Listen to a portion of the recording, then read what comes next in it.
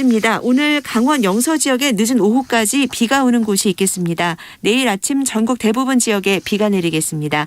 경기 동부와 강원 영서, 충북 북부 지역은 밤까지 비가 이어지는 곳이 있겠습니다.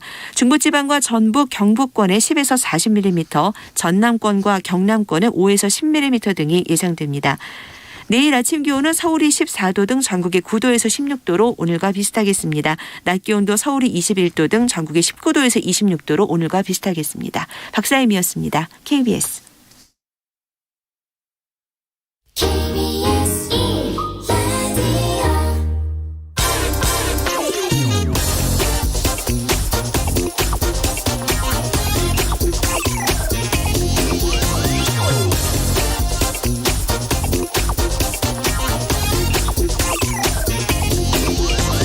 내일이 구의역에서 스크린도어를 정비하다 참변을 당한 김군의 오주기일입니다.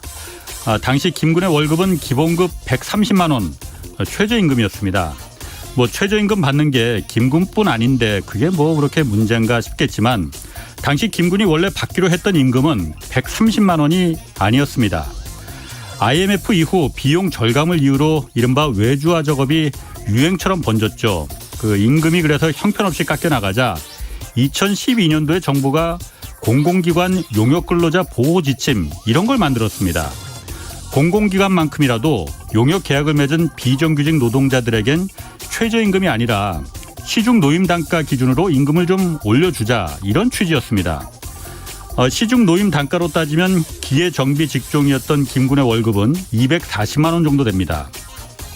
당시 서울교통공사는 외주 용역업체에 김군의 월급 명목으로 240만 원씩을 매달 내려보냈지만 김군이 실제 받은 월급은 130만 원이었습니다. 용역업체에서 다 떼어먹은 거죠, 이거. 당시 정부 지침을 지킨 공공기관은 6%도 안 됐습니다. 문재인 정부 들어서 이런 지침이 잘 지켜지질 않으니까 공공기관 용역 근로자들을 아예 정규직으로 전환시키는 정책이 진행됐습니다. 지난해 인천국제공항 이 보안 검색 요원들이 정규직으로 전환되는 걸 두고 기존 정규직들이 이 공정성을 이유로 해서 반발하는 그런 진통도 있었습니다. 그렇지만 지금까지 97%가 정규직으로 다 전환됐습니다. 보수 언론들 중심으로 해서 문재인 정부의 공공기관 용역 근로자 이 정규직화 때문에 공공기관의 인건비가 박근혜 정부 때보다 4조 원 더 늘어났다 이런 비판이 일고 있습니다. 240만 원 줘야 할 땀의 대가를 130만 원만 주면서 효율과 공정을 얘기할 수는 없습니다. 무엇보다 구의역 김군이 살던 그런 착취적인 세상으로 다시 돌아가선 안 됩니다. 안녕하십니까. 경제와 정의를 다잡는 홍반장, 저는 KBS 기자 홍사원입니다. 홍사원의 경제쇼 출발하겠습니다. 유튜브 오늘도 함께 갑시다.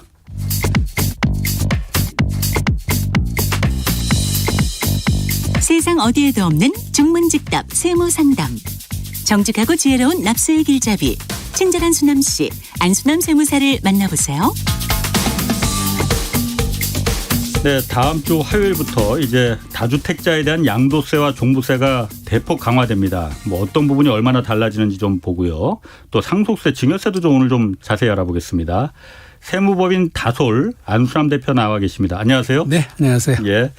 이제 일주일도 안 남았습니다. 당장 다음 주 6월 1일 다음 주 화요일이죠. 이때부터 양도소득세와 중부세가 크게 오른다는데 이게 많은 분들이 좀 헷갈려해요. 이게 1주택자는 안 오르고 2주택 이상 다주택자만 지금 이게 오르는 거죠? 그렇습니다. 그래요? 그러면 이제 얼마나 올라가는지 먼저 양도소득세 2주택 이상일 때 얼마나 오르는 겁니까 그러면?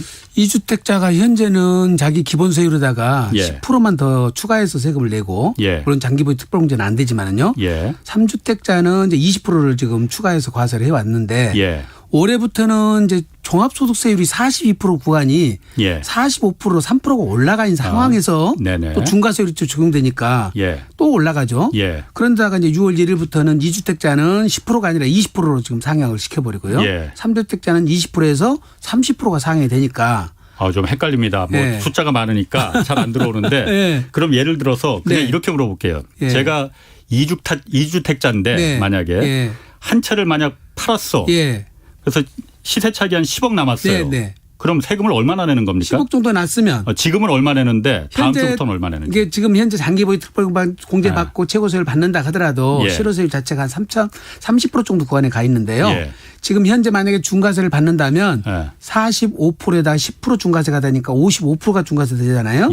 세금을 계산해 봤더니 약 5억 4천 정도 내요. 5억 4천, 10억 시세 차익이 있었으면. 10억 차익이 냈을 때 현재대로 한다면 근데 내년으로 가면 약 6억 3천 정도가 되니까. 내년이 아니고 다음 주부터. 이제 6월 1일부터요. 그러니까 약 9천만 원 정도가 인상이 돼버리는 거죠. 네. 그래서 이제 3주택 중과세 규정은 더 올라갈 거고요. 네. 그럼 3주택은 얼마나 2주택 같은 경우에는 그럼 5억 4천만 원이 한 거기서 9천만 원 정도 더 세금이 올라가는 거예요? 그렇습니다. 10억 차익 시세 차익이 났을 그렇습니다. 때 3주택일 경우에는 3주택일 경우도 마찬가지로 10억이 났다 하면은 현재 최고세율 가르면 72.5%거든요. 근데 다음 6월 1일부터는 82.5% 가니까 거기도 약 9천만 원에서 1억 가까이 또 늘어나죠. 82%가 82.5%입니다. 최고가. 중과세가 그럼 세율이 10억 팔았으면 8억 2,500만 원 8억 정도가 이제 누진공제 빼면 약 8억 정도가 세금이라고 보시면 됩니다. 10억 시세 차익을 났으면은 10억을 높게 샀을 때보다 10억 높게 이익금이 낮다. 그러면 8억 원 정도는 세금을 낸다. 세금이다. 이렇게 이제 보시면 돼요. 지금 현재는 한 7억 3주택자는 한 7억 2천 나옵니다. 지금 현재는 7억 2천 정도 나오는데 그럼 한 2억 정도만 그러니까 이익을 보는 거네요, 그러면. 그렇습니다. 본인이 가져갈 수 있는 가처분 소득은 한 2억 정도밖에 안 됩니다. 네.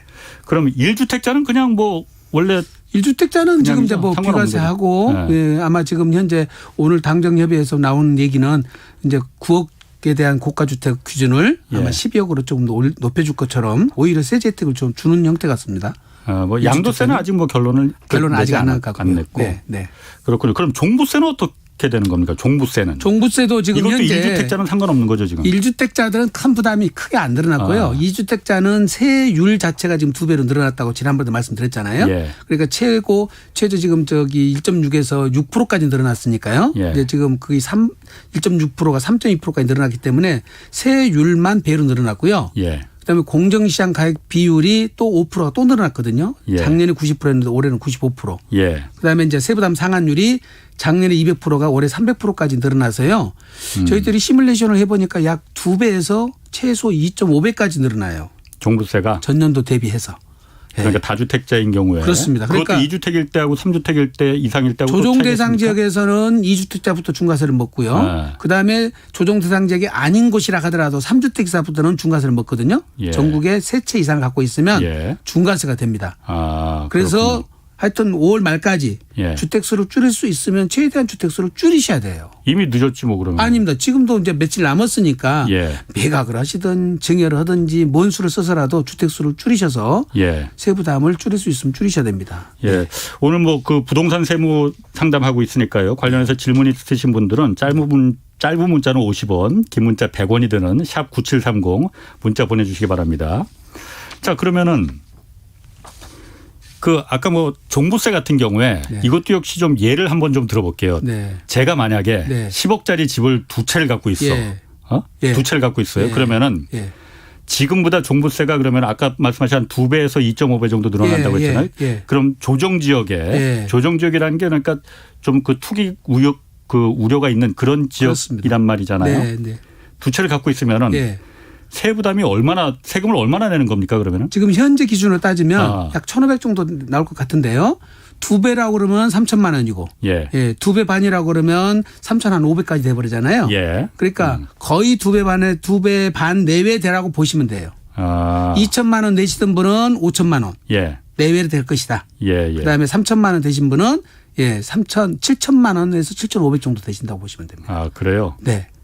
이게 그러면은 한 채가 예를 들어서 종부세 대상이 아니야. 그러니까 공시지가 9억 이하야. 근데 두 채를 합치면은 9억이 넘어가죠. 넘어가는 거. 그런 경우도 그럼 중과세 대상입니까? 그렇습니다. 중과세 대상입니다. 그러면 다 6억 넘어가는 집을 두 채 가졌을 때만 중과세 되는 것이 아니라 1억짜리도 10채 가지면 10억이 되잖아요. 그렇죠. 그러니까 다 합해서 종부세를 계산하는 거니까 모든 주택이 다 합산이 돼버려요. 그러면 아까 그 양도소득세 같은 경우에 지금 중과세 대상이 되잖아요. 다주택자 같은 경우에. 그러면은 그 주택 임대사업자 있지 않습니까? 뭐 이거 한참 뭐 논란이 많았었잖아요. 이분들 같은 경우는 그 중과세가 면제 대상이었잖아요, 원래. 이분들은 그럼 계속 이거 이번에 올라가는 거하고도 상관없는 거네요, 그러면. 당연히 장기 임대사업자로 등록되신 분들 중에 요건이 되면 종합부동산세도 합산 배제를 하고 있고 그다음에 중과세 다주택자 양도시 중과세도 배제해 주고 있는데 지난번에 얼핏 민주당에서 임대사업자를 폐지해서 그렇죠. 종부세를 과세하겠다는 식으로 발표가 됐다가 아마 여론에서 좀 발칵 뒤집힌 것 같아요. 어떻게 지금 기존에 있는 임대사업자를 사업자 등록하고 지금 임대 사업을 하고 있는 것을 종부세를 부과하냐 해서 지금 여론이 그러니까 그 부분은 이번에 대책 발표에서 특별하게 안 나온 것 같습니다. 그러니까 주택 임대 등록 사업자 왜 그 등록 자동으로 말소시킨다고 이렇게 했잖아요. 그러니까 말소가 되면은 이런 그 다주택자가 자동으로 돼 버리니까 그러면은 집을 팔 때 양도소득세 중과세 대상이 되겠네요. 그렇습니다. 근데 지금 자동 말소를 해가지고 현재까지는 양도세가 시기에 상관없이 지금 중과세를 배제해 주도록 돼 있는데 지금 이제 민주당 개편안에 보면은 6개월 안에 안 팔면 6개월 넘어서부터는 중과세를 하겠다고. 왜냐하면 매물이 지금 안 나오고 있으니까. 아마 그런 대책을 세우고 있는 것 같고요. 그러니까 등록이 말소되면은 갖고 있던 다주택 6개월 안에 빨리 팔아라.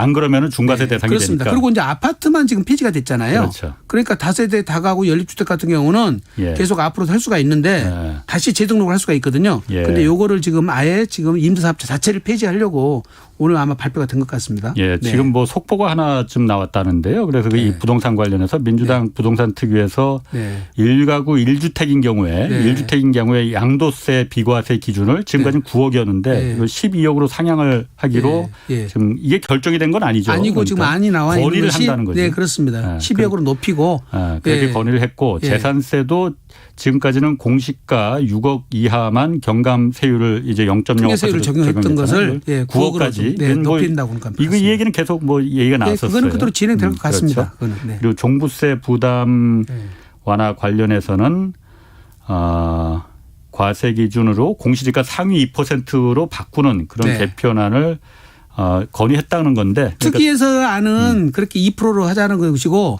정부 안은 그럼 좀 공제제도 거주 요건을 추가했거나 이랬거나 납부를 좀 유예해 주는 방법으로 정부 안은 좀 단순화시키자.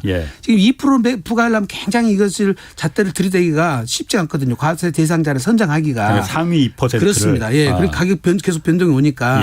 그래서 정부 안에서는 그럼 행정에 굉장히 불편해지니까 지금 공제제도하고 납부 유예제도하고 이런 것을 가지고 조금 조절하는 방법이 어떻겠냐고 정부안하고 지금 약간 다르게 나온 것 같습니다. 그건. 지금 그 유튜브 댓글들 저희가 지금 계속 올라오고 있는데 그렇게 뭐 정부와 민주당 안에 대해서 그렇게 긍정적인 댓글은 별로 없네요. 아, 그래요?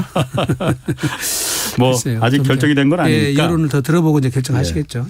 그리고 제가 궁금한 게 지금 이렇게 다주택자에 대해서 양도세와 종부세 중과할 테니까 그 개정안이 작년 7월에 나온 거잖아요. 그래서 그때 바로 적용을 한 게 아니고 앞으로 한 1년 정도 유예 기간을 줄 테니까 이 안에 팔아라. 그럼 1년 뒤에 그러니까 6월 1일 날 올해 6월 1일 날 중과세 맞는다라고 한 거잖아요. 그럼 유예 왜 안 팔았을까 그러면은? 근데 그걸 자꾸 일반인들이 잘못 알고 계시는데요. 유예를 주셨다는데 그때도 여전히 중과세를 하고 있었죠. 그러니까 더 2주택자는 10%, 3주택자는 20% 중과세인데 그것도 마찬가지잖아요. 아까 그랬잖아요. 3주택자 같은 경우는 72.5%를 냈었다고요. 그러면 72.5%를 내는 7억을 내나 8억을 내나 어차피 이래저래 못 파는 것인데 그걸 유예를 줬다고 표현하면 좀 이상합니다. 그러니까 다주택자 입장에서는 중중과세가 된 거구나. 그럼요. 이미 어차피 중과세였었는데. 그러니까 유예라는 게 아니라 72.5%를 82.5%로 높이는 과정이 있었기 때문에 72.5%도 어차피 못 파는 거잖아요. 그 사람들 입장에서 보면은. 그렇다고 하고. 그렇다고 이제 그분들 입장에서는 그렇게 해요. 그건 무슨 유예냐 지금. 그러니까 유예는 유예죠. 그래도 1년 동안 어쨌든 그 10%라도 더 과세금이 되니까. 그렇다고 하고 요즘 그래서 이게 그 양도소득세가 부담이 크니 이거 양도소득세 내고 파느니 자식들한테 물려주는 증여가 그렇게 많다고 해요. 맞습니다. 그러면은 증여로 많이 돌아가 버렸죠. 증여로 하면은 그 더 나아요? 양도소득세보다 세금이 더 낮은 건가요? 아니요. 그러면? 똑같다고 하더라도 서로 똑같다고 하더라도요. 예. 어차피 그 재산을 갖고 있다가 상속세를 낼 것 아니잖아요. 예, 예. 부모님 입장에서 보면은 아하. 상속세 낼 돈을 지금 미리 주면 증여세를 내는 거니까. 예. 상속세 대신에 증여세 내는 거고 예. 재산은 물려주는 거잖아요. 예. 근데 양도가 이루어지면 양도세를 내고 상속이 이루어지거나 증여가 이루어지면 또 세금을 내야 되잖아요. 예. 그럴 바에는 차라리 증여를 해버리는 거죠. 그러면서 지금 증여 받아가지고 증여 취득가액이 지금 현재 시가로 증여가액이 평가가 되는 거거든요. 예. 자녀 입장에서 양도소득세는 거의 안 나오는 거죠. 예. 그러니까 세부 단면에서는 훨씬 유리해져 버리는 결과가 옵니다. 그러게. 원래 예. 양도세보다 증여세가 원래가 더 높습니까? 높아야 되는데. 높아야 되는데. 다주택자 중과세 규정에 의한 양도소득세가 증여세보다 오히려 높아질 수가 있어요. 그렇겠네요. 예. 20억짜리를 줄라는데 예. 양도소득세가 8억이 나온단 말이죠. 아하. 증여세는 7억이 나와요. 그렇겠네요. 그럼 팔지 않고 증여를 해버린 거죠. 다주택자에 대한 그 양도소득세가 예. 워낙 너무 과하니까. 중과세가 돼버리다 보니까 그렇습니다. 증여세보다 오히려 더 높아지는 이런. 예. 맞습니다. 그래서 이제 증여를 택하는 거죠. 증여가 굉장히 많이 지금 유행처럼 돼버렸습니다.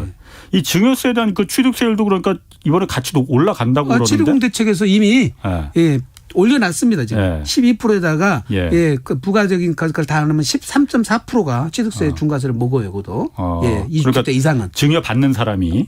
그렇습니다. 그럼 그런데도 양도소득세 내는 것보다 증여하는 게 더 그러니까 유리하다는 증여세와 증여에 따른 취득세, 중과세까지 합해서 비교를 해보는 거죠. 그러면 이제 종부세하고 양도세를 다 감안해봐도 그게 더 오히려 유리하다고 하면 그쪽으로 가버리는 거죠. 그래요? 네. 자, 지금 질문들이 많이 들어옵니다. 문자로. 1820님이 20년 거주한 아파트 한 채하고 5억 5천에 매입한 6년 된 다중주택 소유하고 있습니다. 보유하는 게 나은가요? 아니면 자녀에게 주택을 증여하는 게 나은가요? 이렇게 물어보셨거든요. 우선 보유를 본인 이름으로 두 채 다 갖고 있으면 누누이 말씀드리지만 그렇겠지. 지금 다주택자 중과세 때문에 종부세가 꽤 많이 나오거든요. 그러니까 최소한도로 지금 이제 각 세대별로 세대별로 분산 소유를 하셔야 되는데 자녀한테 내려가는 것이 너무 이제 지금 그 증여세가 많다 그러면은 배우자하고 자녀를 많이 섞어요. 지금은 일부러. 그래서 증여세를 최소화시켜서 내려가는 방법도 있습니다. 그러니까 이제 그런 것들은 절세 방법들을 시뮬레이션을 해가지고 방법 찾아서 하시는 게 좋습니다. 그렇군요. 그러면 아까 그 양도세 중과세 되는 경우에 이게 조정 대상 지역이 있는 거 조정 대상 지역이라는 게 있지 않습니까? 네, 그렇습니다. 그리고 조정 대상이 아닌 지역도 있고 이게 다 그러니까 중과세가 되는 거예요? 아니에요. 양도하는 주택이 조정 대상 지역에 소재하는 것만 중과세예요. 조정 대상 지역 외에 있는 주택은 중과세를 안 해요. 그럼 예를 들어서 제가 한 채는 어디 있다고 할까요? 뭐 하여튼 조정 대상 지역에 있고 뭐 서초구에 있어. 또 한 채는 조정 대상이 홍성에 있다. 뭐 홍성에 계신 분들이 어떻게 들을지 모르겠지만. 아니 어쨌든 조정 대상이 아닌 지역이 있는 지역. 그렇게 한다면은 그럼 예를 들어서 그 서초구에 있는 주택을 팔 때는 중과세가 되는 거고 될 수 있죠. 홍성에 있는 주택을 팔 때는 중과세를 안 한다는 겁니다. 조정 대상 지역에 있는 주택을 팔 때만 중과세가 되는 겁니다. 그럼 이왕 팔 거면은 뭐 홍성에 있는 그 조정 대상이 아닌 지역에 있는 주택을 파는 게 유리하겠네요. 그래서 조정 대상 비조정 대상 지역에 있는 집이 먼저 처분하게 되는 거예요. 그렇겠네요. 따라서 수도권에 있는 집값은 우선 올라가게 되고 지방 집값은 내려가는 꼴이 되잖아요. 그쪽에 공급 물량이 많아져 버리니까 이 세제로 인한 여러 가지 그런 가격에 그런 가격에 좀 불공평이 또 오죠. 그런 부분은 그럴 수 있겠네요. 그럼 그걸 왜 조정 대상 비조정 대상 양도세를 똑같은 집을 파는 건데 왜 그렇게 했을까요? 그래서 제가 이제 보는 거는 이거는 중과 대상 주택 수를 잡을 때 비조정 대상 지역에 있는 것은 주택 수에서 아예 뺐어야 돼요. 그러니까 홍성에 있는 집이 2억짜리는 중과 대상 주택수에 안 들어가는데 홍성에 있는 집이 4억짜리라면 이거 주택수에 들어가거든요. 그리고 홍성에 있는 집 한 채와 서울에 있는 집 한 채를 갖고 있을 때 서울집을 팔면 중과세가 된다는 얘기죠. 그럼 홍성집 4억짜리를 먼저 팔게 되잖아요. 선양도 후 서울집을 나중에 팔게 되는 거죠. 그러니까 지방주택이 선양도가 이루어지니까 가격 유지가 잘 안 되는 거죠. 그러니까 왜 그렇게 그 조정 대상 비조정 양도세마저도 왜 그렇게 세제 좀 하면서 그거를 좀 감안했어야 되는데 좀 중과 대상 주택 수를 계산할 때 조금 그런 거는 좀 모순 같습니다. 참 불합리한 점이 있습니다. 5138님이 결혼해서 2주택이 되면 어떻게 되는 건가 하고 물어보셨거든요. 네. 각각 한 채씩 갖고 있다가 결혼하면 혼인을 해서 부득이하게 두 채가 됐지 않습니까? 그래서 혼인해서 합간 날로부터 5년 안에 먼저 파는 집은 비과세 혜택을 주는 거예요. 그러니까 한 채 양도 두 채가 있다 하더라도 5년 이내에는 신랑 한 채, 신부 한 채를 두 채를 갖고 있다. 두 채인데 예. 합가해서 결혼 후에 5년 안에 팔면 선양도하는 것은 1세대 1주택으로 봐서 비과세를 해주고 예. 그래서 이제 그 불리하지 않다는 거죠. 결혼으로. 네. 그런 경우는 좀 사정을 봐주는 것입니다. 또 마찬가지로 부모가 한 채 갖고 자녀가 한 채 갖고 있는서 동거부가 합가했을 때도 예. 그때는 또 10년간 봐줘요. 예. 10년 안에 팔면은 비과세 해줍니다. 그런 경우 부득이하게. 네. 그럼 명의가 합가했으니까는 그렇습니다. 두 채가 되는 거죠. 예. 그래서 그런 이제 예외적인 경우는 2주택자라 예. 하더라도 비과세 해주는 또 특례가 있습니다. 예. 네. 8045님이 이거 물어봤네요. 이거 저도 좀 궁금한데 저는 2주택자인데 1주택을 한 주택 하나를 처분하려고 했지만은 예. 주택임대차 3법으로 임대 계약 기간이 아직 남아 있어서 처분을 못했대요. 예. 이런 경우는 어떻게 되는 건지 법이 처분을 못하게 했는데. 예. 지금 그런 법이 처분을 못하고 있기 때문에 예. 종부세에서도 합산배제를 해주고 있거든요. 예. 종부세 중과세를 안 하고 있다고요. 그렇지. 이분이. 그러니까 지금 피해를 특별히 본 건 없거든요. 근데 지금 이제 팔고 싶으면 현재 이제 의무 임대 기간이 2분의 1 지나면 지금 중과세를 안 하거든요. 근데 이번에 민주당 안에서 보면은 의무 기간 2분의 1 지나는 것도 이제 그것도 의무 2분의 1을 없애겠다는 거거든요. 더 파는 것을 알겠습니다. 더 자유롭게 해주겠다고 그러는데 오늘 발표에서도 그것이 나오긴 나왔어요. 예, 아마 이제 2분의 1도 안 지나도 미리서 내가 세입자한테 동의만 받으면 양도를 하면 중과세를 안 하고 일반세로 적용할 수 있을 겁니다. 이분은 그러니까 그 세금으로다가 그 자기가 억울한 게 아니고 집을 팔아야 되는데 못 팔아서 그 부분이 좀 억울하다. 예. 지금은 세입자 동의를 받으면 지금은 이제 매각금만 과태료는 안 물 수 있습니다. 그렇군요. 네. 그럼 또 이것도 궁금해요. 집을 두 채 갖고 있는 게 아니고 한 채는 그냥 자기 집인데 또 한 채는 분양권 같은 거 이렇게 취득할 경우도 있잖아요. 그렇습니다. 이런 경우도 그러면 다주택자로 돼서 분양권 나 이거 팔아야 되는데 팔았어. 그러면 이것도 양도세, 중과세 대상이 됩니까? 그렇습니다. 이제 분양권이 사실은 그 전까지만 해도 이제 부동산을 취득할 수 있는 권리 중에서 재개발 재건축 조합은 입주권만 주택수에 포함시켰는데 분양권은 빠져 있었어요. 그러다 보니까 이쪽이 굉장히 지금 투기 바람이 부니까 분양권도 주택수에 넣어버렸거든요. 다만 2021년 1월 1일 이후에 분양받은 것만 그게 이제 주택수에 똑같이 들어오니까 이제 1세대 1주택자로 종전에 인정받았던 사람이 분양권과 두 개 갖고 있으면 2주택자가 돼버리죠. 비과세도 안 돼버리고 이제 중과세도 될 수 있으니까 분양권 취득 올해 들어서 분양권 취득하신 분들은 사전에 꼭 상담을 하셔야 되고요. 지금 분양권 양도도 똑같이 지금 5월 말까지는 조정 대상 지역이 있는 경우에 지금 50% 세율을 적용하거든요. 근데 6월 1일부터는 이게 1년 미만 보유는 70%, 1년 이상 보유는 60%로 전국 모든 지역에 있는 분양권이 다 중과세 돼버려요. 그 중과세는 이제 거의 못 판다고 보셔야 됩니다. 분양권은 안 팔으셔야 돼요. 그렇구나. 그럼 지금 오늘 어차피 민주당 이제 부동산 특위에서 정부 이제 물론 그 종부세랑 양도세에 대해서는 아직 좀 더 그 논의를 해보겠다고 지금 하고 발표된 내용으로 보면은 이미 발표를 했습니다 지금. 아니 그거는 아직 더 논의를 하겠다고 했어요. 그러니까 종부세하고 현재 양도세는. 종부세하고 양도세는 더 논의를 하겠지만 현재까지 확정된 거는 보면은 양도세는 1가구 1주택에서 19억짜리 10억을 올리는 정도? 그것만 우선 확정을 시킨 것 같고. 저희가 지금 관심 있는 거는 1주택자는 그럼 어차피 실수요자니까 그냥 그 차치하고 다주택자 집이 두 채 이상 있는 사람들에 대해서 이걸 봐줘야 되느냐 말아야 되느냐 그 부분을 지금 하는 거잖아요. 그런데 예를 들어서 이제 한 일주일도 안 남았어요. 그런데 뭐 지금 양도세 뭐 종부세 이게 정부에서 결정을 한다고 해도 그러면은 어떤 뭐 내가 다주택자가 받는 뭐 세부담이나 이런 게 변화가 될 수가 있는 겁니까? 글쎄요. 지금 6월 1일 현재 기준을 가지고는 현재 크게 바뀔 건 없을 것 같고요. 지금 현재 상태에서 보면 종부세 기준 금액이나 좀 올릴 수 있을까요? 아니면 다 내년에 이제 반영할 것들이야 되겠죠. 그러니까 올해까지는 그냥 중과세 그냥 가는 거고. 가는다고 보셔야 되죠. 만약 민주당에서 정부에서 그렇게 민주당의 안이 어떻게 될지 모르겠지만은 세제를 완화해준다 혹시 완화해준다고 하더라도 올해는 이미 물 건너간 거군요. 그러면. 아니 근데 과세 기준이 아니라 부과 기준일이 이제 11월 15일 날 해서 12월 말까 12월 15일까지 하거든요. 중간에 납세자한테 유리한 거니까 이거는 수정할 수는 있습니다. 그러니까 올해 11월 이전에 그러니까 법이 개정되면 과세 기준일을 소급해서 법을 적용해서 하더라도 이거는 납세자한테 불리한 건 아니기 때문에 유리하게 적용하는 것은 개정은 가능한데 예. 이제 어떻게 적용해 줄지는 모르죠. 그러니까 11월 이전에 예를 들어서 11월 이전에 뭐 계속 그 집을 갖고 있다면은 종부세는 뭐 그 바뀐 개정안에 따라서 뭐 좀 그 경감을 받거나 이럴 수도 있더라도 아직 결정된 건 아닙니다. 그러니까 그렇다 하더라도 양도세는 그 이전에 팔았으면은 팔았다 쓰면 중과세 그냥 계속 적용이 되는 거죠. 양도소득세는 손댈 수는 없을 것 같고요. 종부세는 손을 댈 수는 있는데 통상적으로 저희들이 세법이 12월 2일 날 통과되기 때문에 통과되더라도 내년부터나 적용되지 올해 거는 소급 적용이 쉽지 않죠. 네. 예, 아무튼 뭐 부동산 문제가 워낙 이 사람들 거의 모든 사람들의 전 재산이 다 이 부동산에 들어가 있다 보니까는 뭐 이 부분에 대해서 관심이 다 집중돼 있습니다. 정부와 여당이 좀 잘 생각해서 어떤 게 정말 국민을 위하는 그 정책인지 좀 잘 생각해서 좀 결정을 내려주셨으면 하는 바람입니다. 자, 다음에 이제 상속세, 증여세 이쪽도 지금 좀 한번 좀 저희가 짚어보려고 하는데요. 자, 그 전에 먼저 좀 질문 들어온 거 몇 개 좀 소화 좀 할게요. 김용훈 씨가 9억 이하 집 두 채면은 이건 어떻게 되나요?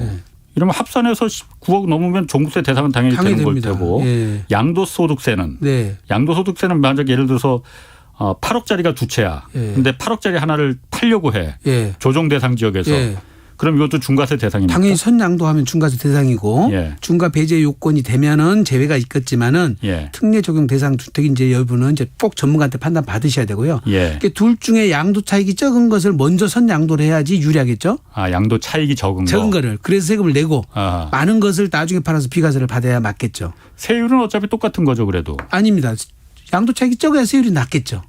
초과 누진세율이니까. 아, 누진세. 세율이 똑같지 않습니다. 다른군요. 0329님이 본인 명의 판교 아파트 한 채 25억이랍니다.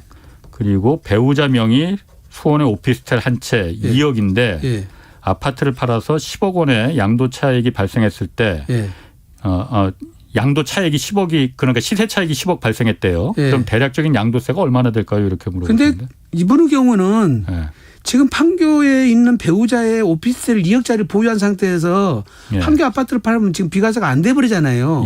순서는 이렇게 팔 수가 없죠. 말이 안 되죠. 배우자가 갖고 있는 2억짜리를 먼저 처분하시고. 뭐 사정이 있으니까는 뭐 그렇겠죠. 그러니까. 아니 근데 중과세까지 받으면서 판다는 것은 제가 뭔 사정인지는 모르겠습니다만은 어쨌든 배우자가 갖고 있는 2억짜리를 먼저 양도를 해서요. 1세대 1주택으로 만든 상태에서 원칙은 이제 지금 오피스텔 처분하고 2년 있어서 양도를 해야 되거든요. 그렇죠. 올해부터는 비과세 받으려면 만약 2년 안에 팔더라도 비과세라도 안 받으면 중과세라도 안 받는 거거든요. 그러니까 지금 무조건 순서를 바꾸셔야 돼요, 지금요. 어떤 경우든. 배우자가 갖고 있는 2억짜리를 증여라든지 처분하든지 세금이 2억보다 훨씬 많은데 이걸 갖고 있어야 할 이유가 어디 있습니까, 지금. 네. 무슨 협회인지는 잘 모르겠지만 무조건 순서 바꾸셔야 됩니다. 너무 저한테 뭐라고 하지 마시고. 아니, 무조건 순서 바꾸셔야 돼요. 지금 다시 한번 그것도 봐주세요. 7472님이 2005년에 구입해서 거주 중인데 그리고 2005년하고 2009년에 수도권에 두 채를 구입하신 것 같아요. 보유 중인데 둘 다 공시가는 6억 이하랍니다.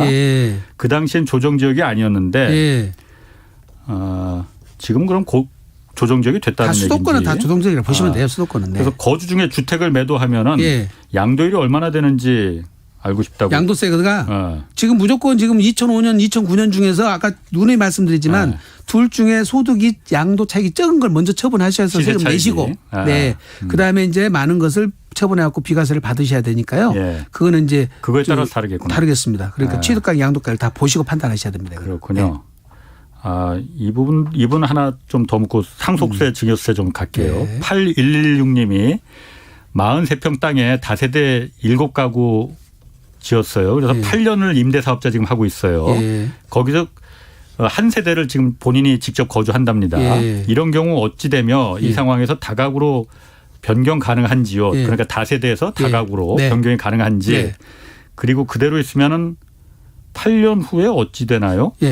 이렇게 물어보셨는데 지금 고민돼서 죽을 지경이랍니다. 현재 전문가한테 상담 받으셔야 되는데 이분이 상담 지금 언제 지으셨는지는 정확히 모르겠지만 조세특례제한법에 장기 보유 특별공제를 혜택을 주는 게 있었어요. 8년짜리로 임대를 하면 그것에 따라서 10년을 하면은 장기 보유 특별공제가 70% 되거든요. 그러니까 그 요건을 충족했는지를 검토 첫째 해보셔야 되고 그 장기 임대주택으로 안 했을 때는 세제 혜택을 받을 수 있는 것이 지금 현재 종부세 혜택을 받을 수 있고요. 거주주택 양도했을 때 비과세를 받을 수가 있고요. 이 다세대 주택을 양도할 때 중과세를 안 받을 수가 있어요. 그러니까 일단 세제 혜택은 다 받고 있으니까 지금 무조건 처분하지 마시고 전문가한테 상담을 받으신 다음에 지금 현재 임대사업자로 세제 혜택을 다 누리시고 최대한 가장 혜택이 주어지는 시점에서 파셔야 돼요. 그렇군요. 네. 알겠습니다. 뭐 나머지도 지금 질문이 굉장히 많은데 이것만 다 하면 오늘 또 날 새니까 상속세 한번 좀 볼게요. 뭐 얼마 전에 이제 삼성전자 그 이건희 회장이 그 상속재산 23조 원을 이제 남은 이제 자식들이 유족들이 받아야 되는데 상속세가 12조 원이다. 그래서 큰 이슈가 된 바 있어요. 일단 상속세 이게 뭐 사실 부자들만 받는 건지 아니면 뭐 몇 천만 원 그냥 상속받아도 받는 건지 상속세 기준이 어떻게 됩니까? 상속세는 기본 공제가 일괄 공제라고 해서 5억까지는 무조건 공제가 있어요. 무조건. 5억 원 이상 5억 원까지 상속받을 때는. 기본 공제가 있고요. 그다음에 배우자가 있으면 10억까지는 기본 공제가 있어요. 그러니까 배우자가 이씨 돌아가시면 10억 넘어가야 상속세를 낸다는 거니까. 그다음에 그 상속세도 채무가 있으면 다 공제를 해서 순자산가액을 10억이 넘어가야 되는데 그게 이제 평가 금액이 아파트 같은 매매사례가라도 있는데요. 그냥 보통 상가라든지 땅 같은 거 이런 거는 기준시가로 평가를 하거든요. 시세 대비 기준시가. 토지는 개별 공시지가. 건물은 국세청 기준시가로 고시된 금액을 하는데 이게 거의 시세 대비 40% 50%밖에 안 잡혀 있어요. 공시지가보다도 낫네. 지금 보통 기준시가 그래요. 개별 공시지가가. 일반 나대지 같은 경우는 시세가 10억짜리다 뭐 5억밖에 안 잡혀 있고요. 농지다 그러면 농지나 임야 같은 거는 한 30% 잡혀 있는 것 같아요. 평균. 그럼 10억짜리가 지금 3억밖에 안 잡혀 있잖아요. 그러니까 저평가되어 있기 때문에 상속세를 실제 내는 인원은 작아요. 그렇군요. 네. 그러니까 지금 30억 정도 돼야 상속세 나올까 말까 하거든요. 근데 이제 지금 최근에 자산 가치가 많이 올라갔지만 2, 3년 전만 해도 30억 재산 갖고 있는 사람이 또 그렇게 많지는 않았잖아요. 수도권을 빼면은. 그래서 지금까지는 상속세 내는 인원이 많지를 않았고 1년 내에. 먼저 좀 정리 좀 해볼게요. 저는 상속세를 누구나 다 그 부모님 돌아가시면은 다 내는 건 줄 알았는데. 상속세는 아무나 못 냅니다. 아무나 내고 싶어도 못 냅니다. 그러니까 30억 정도는 돼야지 상속세를 좀 거기서 물려받아야만이 상속세 내는 거예요. 보통 다 그렇잖아요. 전세보증금 끼고 있고 융자 끼고 있으니까. 뭐 부담보 상속이라고도 하고. 채무를 다 빼버리면 순자산가액이 10억 넘으려면 실제 재산은 거의 3, 40억대 가지신 분들이 여기 해당이 되는 거거든요. 그래요? 그러다 보니까 상속세를 내는 납부 인원은 아마 5%대 정도밖에 안 될 거예요. 뭐 저만 해도 상속세하고 거리 먼 사람이네 그러면. 네. 이제 본인들이 계산해 보시면 되죠. 뭐 10억짜리 아파트를 해도 내가 전세 6억을 줬다 그러면 그 순수자산가액 4억밖에 안 되잖아요. 그런 식으로 계산되기 때문에 실제 상속세 부담 인원은 작다. 이렇게 보시면 됩니다. 그렇구나. 네. 저는 뭐 이게 다 내는 건 줄 알았더니 아닙니다. 내고 싶어도 내는 사람 그렇게 많지 않네요. 그런데 우리나라 상속세가 세계에서 지금 뭐 거의 가장 높다 뭐 이런 지금 얘기. 명목세율로는 일본이 제일 높거든요. 55% 구간을 갖고 있고요. 저희가 50% 구간을 갖고 있고 이제 미국이나 영국 같은 나라가 40%를 갖고 있는데 자 우리나라는 주식의 경우에는 최대 주주한테 할증과세를 해요. 20% 또 할증을 해버려요. 그러게 되면은 결국은 60%가 돼버리잖아요. 50%에서. 그리고 우리나라가 실질적으로 가장 높은 세율을 갖고 있다고 보셔야 돼요. 그럼 다른 나라 같은 경우도 우리나라는 아까 말씀하신 경우에 그러니까 10억 이상 그러니까 실질적으로는 10억 정도고 그러니까 자산 가치로 한 30억 정도는 물려받아야만이 상속세를 그때부터 낸다는 거잖아요. 그렇습니다. 다른 나라도 그럼 일본은 우리보다 높으니까 미국이나 다른 서구도 그럼 그렇게 30억 미만. 우선 기본적으로 최고 세율 구간이 저희들이 굉장히 낮고요. 저희가 지금 30억 이상이 50% 구간이거든요. 이게 지금 2000년도부터가 아마 적용됐을 겁니다. 2000년도 재산 가치로 따져보시면 그때 30억은 어마어마한 돈이잖아요. 지금 따져보면은 그때 한 30%밖에 안 될 거란 말이죠. 그 30억 넘는 거 최고 세율로 갖고 있고 그다음에 공제액이 낮아요. 다른 데 비해서. 미국 같으면 1인당 뭐 110억인가요? 공제를 준다고 그러는데 우리나라는 배우자 공제를 최대 해줘봐야 30억까지밖에 안 해주니까 공제액이 낮고 지금 말씀하신 것처럼 대신 다른 나라에 비해서 평가 방법이 조금 저평가돼 있어요. 저희가. 그렇군요. 그래서 유불리가 있습니다. 이 스마트님이 저도 답변 좀 달라고 왜 다른 사람만 그 답변하냐고 해서 이거 물어볼게요. 서울에 어머님 명의로 시가 15억 원 상당의 아파트가 한 채 있다고 합니다. 예. 배우자는 없고요. 예. 그러니까 배우자가 그러니까 스마트님이 없는 게 아니고 어머니가 아마 그 아버님은 돌아가신 것 같아요. 그렇습니다. 예. 그 외에 연금이나 금융자산은 전혀 없습니다. 예. 증여나 상속 중 어느 쪽이 더 나을까요? 예. 팔아서 증여하는 게 더 나을까요? 이렇게 예. 물어보셨거든요. 재산 분쟁만 없다면 예. 무조건 상속이 유리합니다. 무조건. 상속이? 예. 상속이 유리하셔요. 아, 그래요? 예. 왜냐하면 우선 상속을 받게 되면 예. 본인이 집 한 채 갖고 있다가 어머니 집을 상속받게 되면 예. 상속주 때는 특례를 주거든요. 예.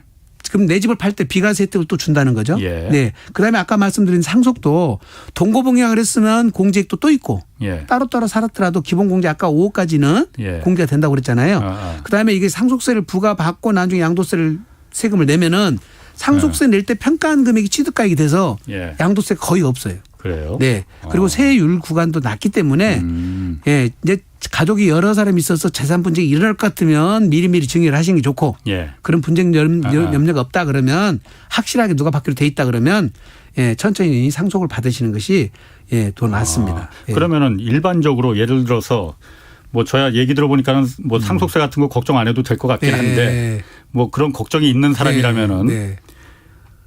돌아가셔서 이제 상속을 받는 것보다 네. 아니면 증여 살아계실 때 예. 증여를 받는 거하고 예. 말씀하시는 거 들어보니까는 상속을 받는 게 더 유리하네요. 만약 재산 싸움은 없다면 그렇습니다. 형제끼리. 예, 그럼요. 아, 그래요? 예. 그럼 증여하는 경우도 아까 부동산 다주택자 같은 경우는 재산이 증여하지만 여러 100억 있는 분 같은 경우는 상속세율이 아까 50%라고 그랬잖아요. 예, 예. 그렇죠? 근데 예. 증여는 수중자별로 세율을 매기는 거거든요. 예, 예. 그러면 이제 5명한테 나눠줘 버리면 지금 5억 같으면 세율이 20%밖에 아니잖아요. 예. 그러니까 재산이 많은 분들은 사전에 증여를 하시는 것이 무조건 유리해요. 많으면은. 근데 지금 어머니는 집 한 채시잖아요. 예. 그런 경우는 예, 상속재산 종류별로 다르겠지만은 예. 그런 경우는 굳이 상속을 미리 증여를 하실 필요는 없겠다. 그러면 증여보다 상속이 유리하다는 그 기준점이 예.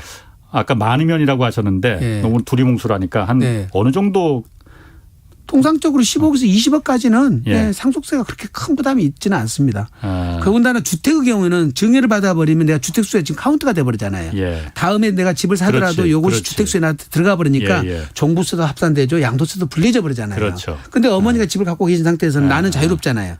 그다음에 상속으로 받으면 또 특례를 또 적용받으니까. 예. 네. 그렇구나. 네. 그러면은 아까 사실 그 유산 상속 때문에 예.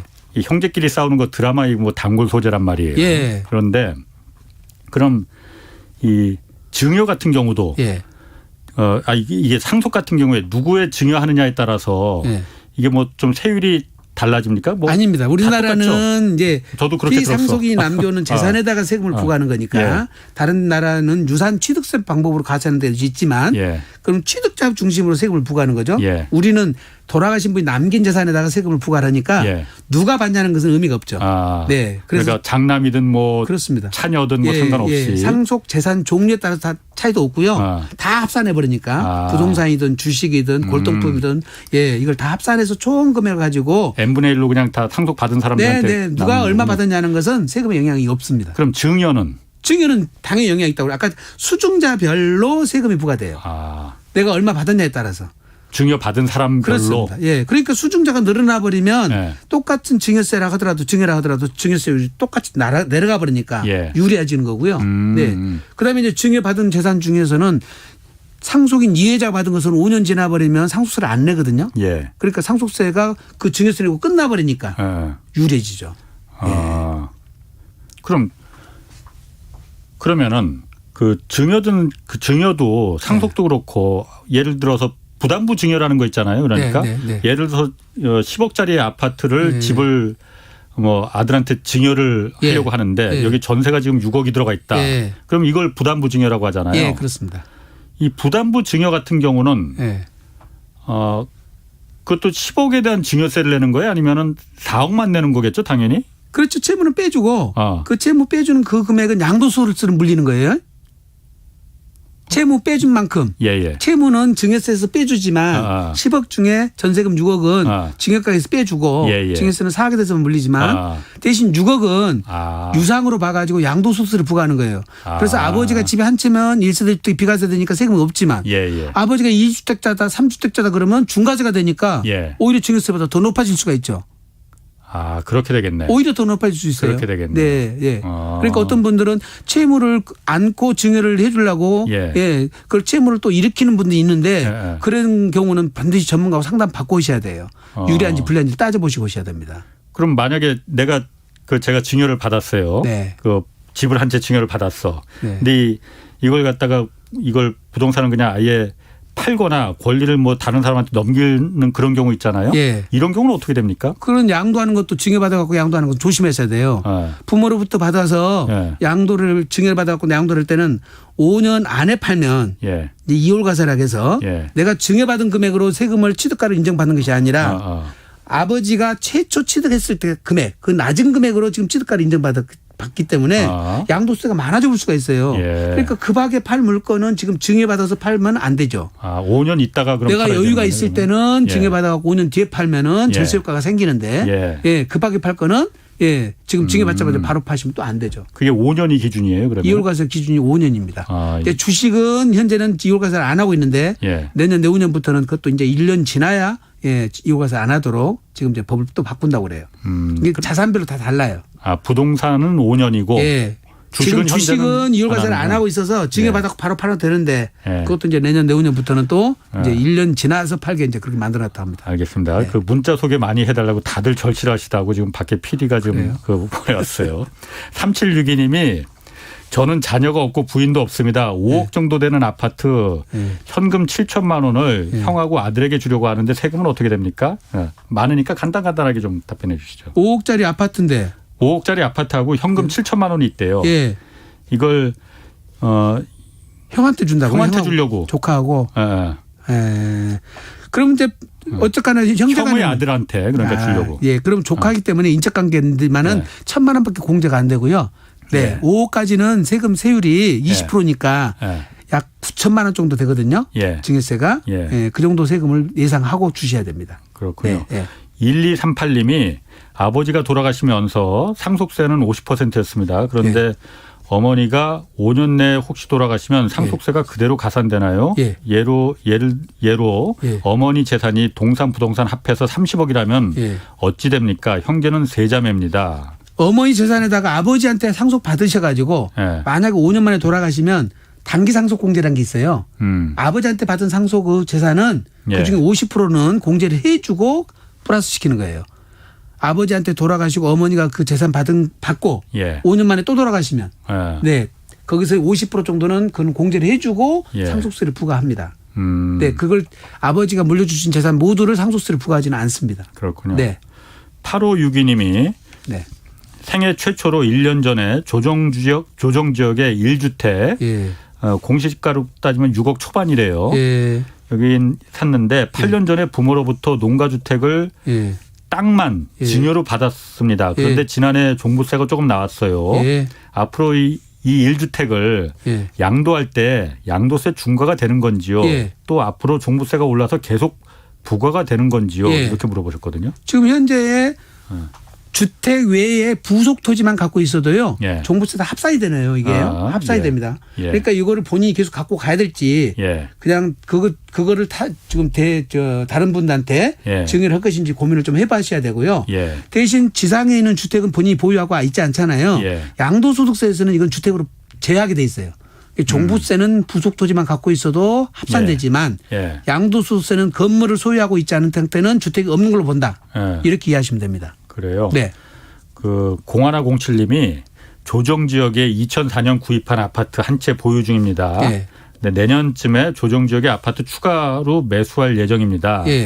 종부세 등 부담하면서 보유하다가 나중에 부동산 경기가 침체돼서 다주택자 양도세가 완화된다면 만약에 매수 시기와 상관없이 완화된 양도세 적용을 받게 되나요? 예. 하고 물어보셨거든요. 물론 당연히 받을 수는 있겠지만 지금 조정대상 지역 갖고 있는 집을 또 조정대상에 취득을 하시면 예. 비과세 받으려면 1년 안에 매각을 하셔야 되고요. 예. 1년 안에 전입을 또 해야 되기 때문에 예. 그 조건이 맞는지를 잘 따져보셔야 돼요. 예. 그다음에 안 그러면 취득세 중과세 먹고 예. 양도세도 또 중과세 먹으니까 예. 그거는 좀 그 상편을 잘 보시고 오셔야 됩니다. 그런데 네. 지금 자꾸 주택이 없어서 지금 집값이 이렇게 올라가는데 네. 자꾸 이렇게 또 나중에 양도세 완화될 가능성이 있으니까 주택 다시 이제 사겠다 뭐 이런 분은 모르겠습니다. 네. 뭐 일단 고려를 해보셔야 예. 됩니다. 여러 가지로. 네. 이재형님이 작년 4월 말에 단기 임대 사업자로 등록된 다가구 주택을 포괄 승계해서 매입했습니다. 예. 그리고 올해 4월에 예.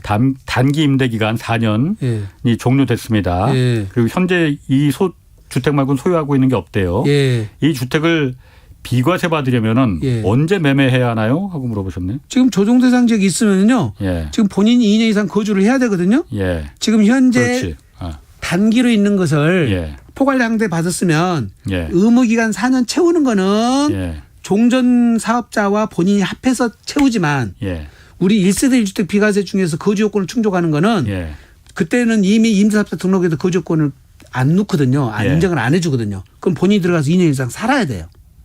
이 집에서 예. 거주를 2년 해야만이 비과세를 받을 수가 있어요. 예. 그러니까 임대사업자로 등록된 것은 예. 제가 볼 때는 이거는 중과세도 배제를 못 받고 예. 예, 오히려 세금이 이제 다른 집이 있으면은 1세대 1주택자라 하더라도 예. 2년 이상을 거주를 해야만이 비과세 받을 수 있습니다. 네. 2년 이상 거주하면 비과세 받을 수 대상은 되는 있습니다. 거고. 예, 예, 예. 한 채라면. 네. 네. 파라나 공구님이 일시적 2주택자라고 합니다. 예. 2주택 모두 조정지역이라고 해요. 예. 근데 현재 한 주택 하나는 10년 이상 거주해서 보유하고 있는데 예. 전세로 내년 1월 만기이고 예. 3년에나 팔면 비과세인데 예.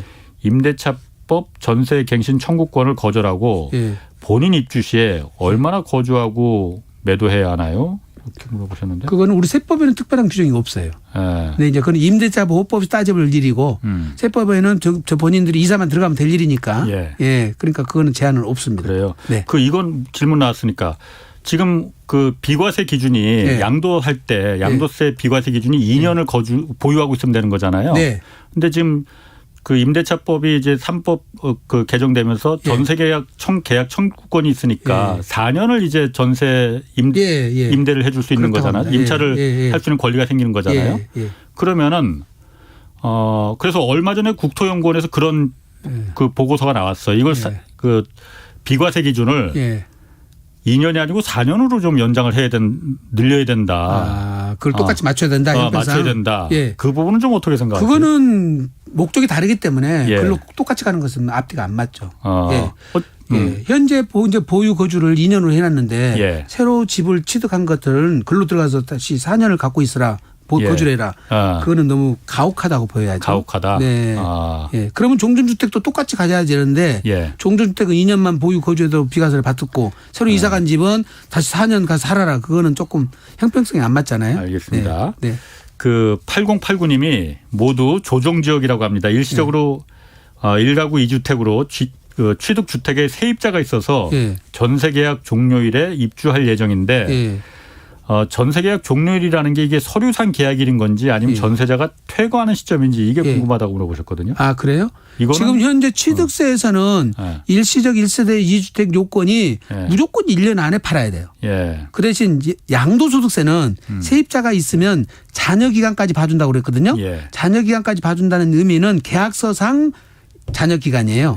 퇴거일자가 아니라. 그러니까 이 날짜를 맞춰서 들어가야지만 됩니다. 원칙적으로는. 그 종부세 관련해서 질문 하나 들어왔어요. 네. 0347님이 서울 지역의 2주택입니다. 기준 시가가 16억. 그러니까 공시가가 16억이에요. 배우자 소유인데 아니구나. 이 16억짜리가 하나가 있고 배우자 소유의 기준 시가 또 13억짜리가 또 있다고 합니다. 배우자 6%, 본인은 62%, 딸 32% 이렇게 지분이 돼 있나 봐요. 올해 종부세는 얼마가 나올까요? 이렇게 아니 그러니까 16억짜리는 누가 소유하고 있어요?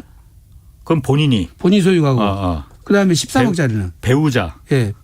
그런데 배우자인데 아까 본인이 62%고 또 갖고 있고 지분을 공동 소유한 것처럼 말씀하시네요. 이 전체 그러니까 29억을 두 채가 29억인 것 같은데 네.